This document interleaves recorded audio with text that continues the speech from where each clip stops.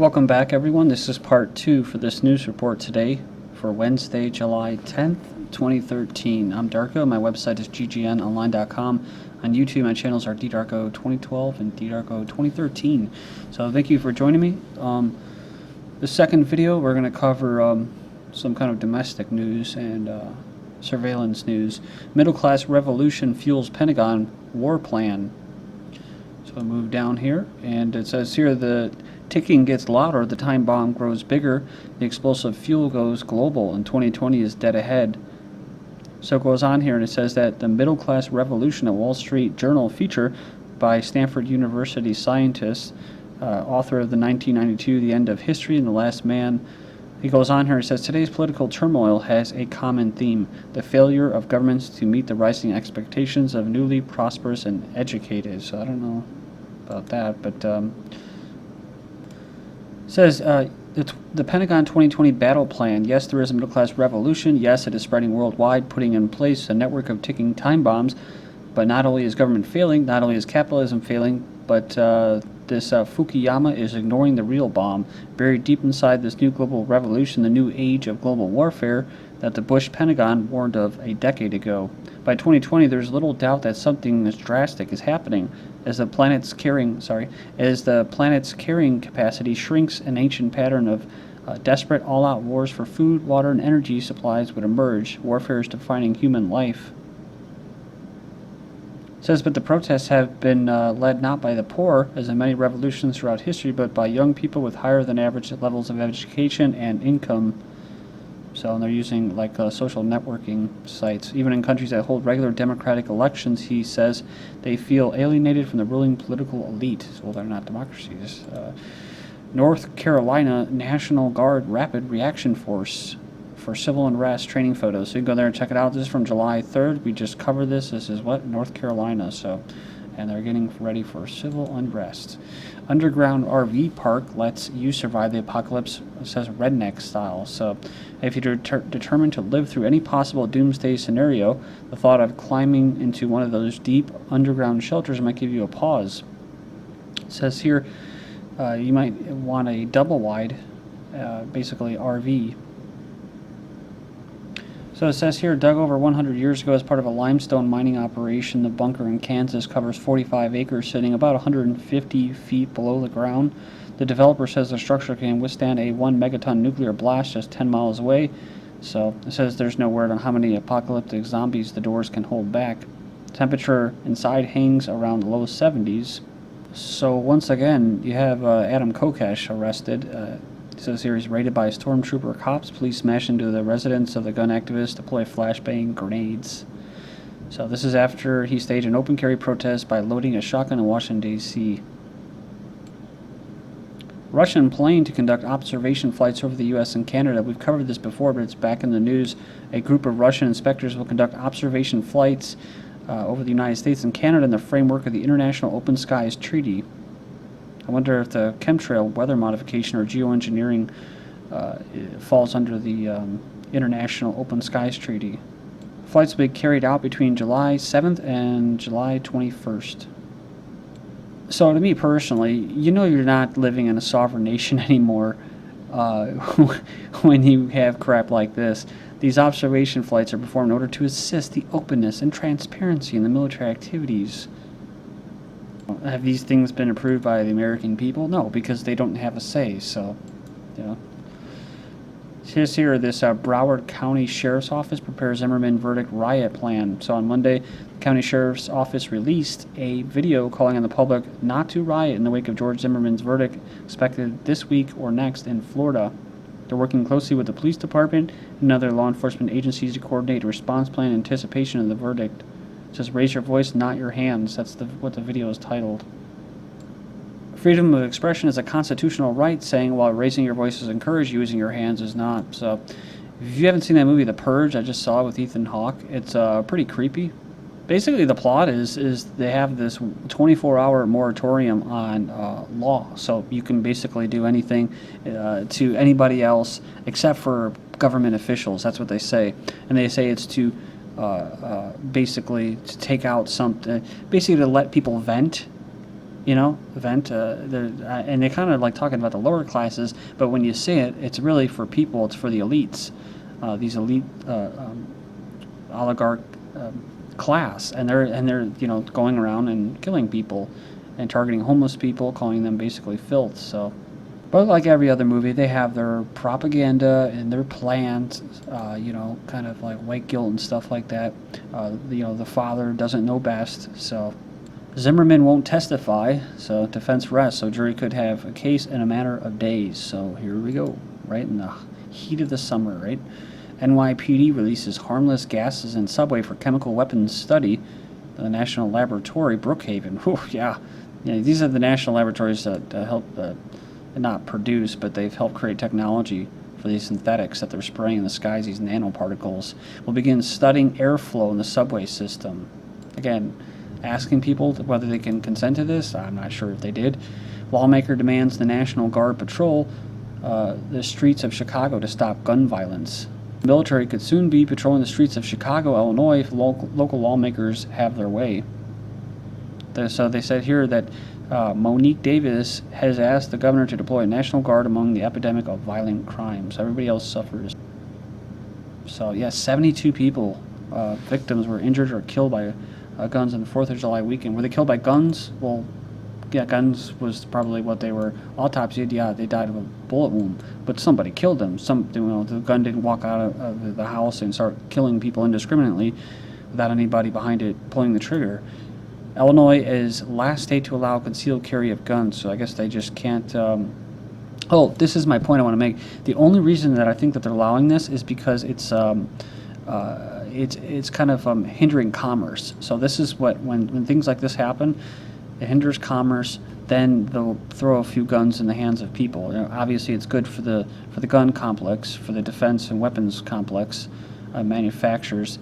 But I think this is to keep commerce going. It's no one's going to invest in it. So in that area. Honor student beaten by police. I woke spitting my teeth out on the ground. So this is in Illinois, in Bloomington. I believe that's by Southern Illinois University. The night was warm and clear. Partying after friends, they decided to go out to local neighborhood Denny's to get a late night meal.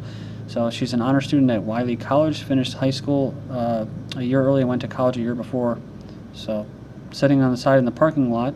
Says here the high school grads basically witnessed a fight between two girls. As a group of college-bound students were ordering their drinks, the cops were called. When they arrived at the scene, said here,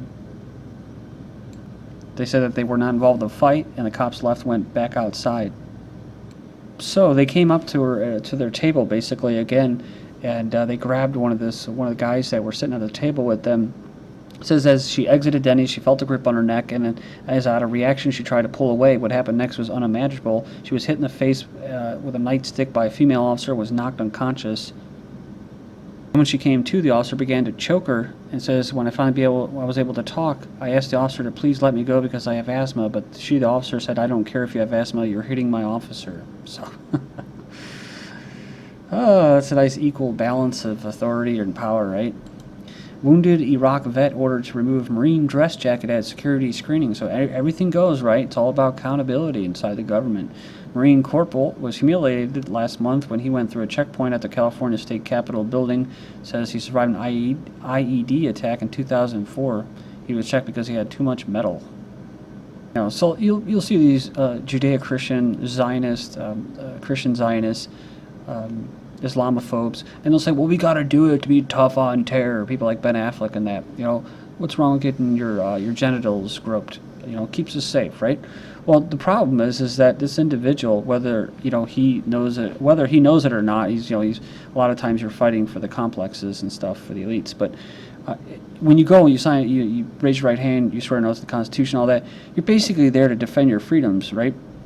So that you don't have to go through this. So it's so funny that you go over there to, quote, fight for your freedoms, which you're not really doing, and then when you come back, you realize that you're not really all that free, that you're losing freedoms. Well, that's why I don't laugh, but I just kind of can laugh when I hear, people say, well, the terrorists want to attack us because we're so free. So let's take away our freedoms voluntarily, right? That doesn't make any sense. 30,000 California prisoners are refusing meals, so So here they started refusing meals on Monday morning in what might become the biggest hunger strike in California prison history. So good luck. They're going to start force feeding you. John Corzine will not face criminal charges over MF Global. No criminal charges for the former New Jersey Governor Corzine over the use of customer funds leading up to the collapse of MF Global. So big shocker. But Lauryn Hill goes to jail, will serve 3 months in prison for tax evasion. Walmart to D.C. will jump ship over living wage. The mayor says ultimatum may make him veto bill. So they will have a plan to pass a drastic minimal wage hike. It would require non-union retailers with corporate sales of at least $1 billion to pay their workers at least $12 an hour. Florida accidentally banned all computers and smartphones in the state throughout internet cafes as a lawsuit. So when they recently voted to ban all internet cafes, they worded the bill so poorly that they effectively outlawed every computer in the state. The average cost per official wiretap in the U.S. is $50,000. So it's my own personal belief or theory that ever since phones were created, when they had the little operators, pulling in and out the little at the switchboards, you're wired. Everybody's been wired since it was invented. Get over it, man. I mean, what do you want to be told? But they have blockers and you can encrypt things. Judge throws out state secrets claim, allowing lawsuit against NSA to continue. So they're basically saying they conducted a legal and unconstitutional program of dragnet communication surveillance by operating warrantless surveillance on U.S. citizens via telecom companies. Federal judge orders Secret Service to release files on internet activist Aaron Swartz.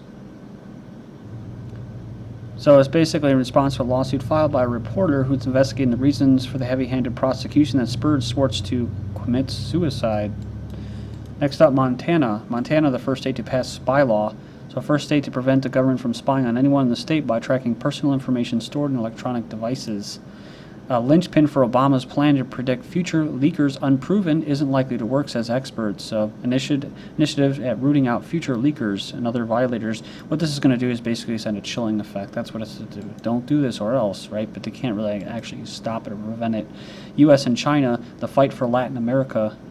Talk about China vying for greater economic influence in Latin America, talking about the Panama Canal through Nicaragua, also a U.S.-China rivalry. Again, this is about a global system with trading blocks. This is the competition. They like to make it out like there's, going to be, us versus them, like sovereign nations competing. No, it's just corporations competing against each other, and all the citizens are the associates, the workers. And just like any corporate associate, you don't sit at the board, right? The board of trustees and all that, you don't make decisions over the means of productions. You don't get the value back that you produce. Just like as a citizen, no popular vote, there is no real democracy. You have no control over what happens. It's all done in your name. Latin American nations fuming over NSA spying allegations, so now all of a sudden you have Latin America, right, fuming over the spying. So as if they didn't know, but Bolivia threatens to close U.S. embassy after Edward Snowden plane incident. So remember this.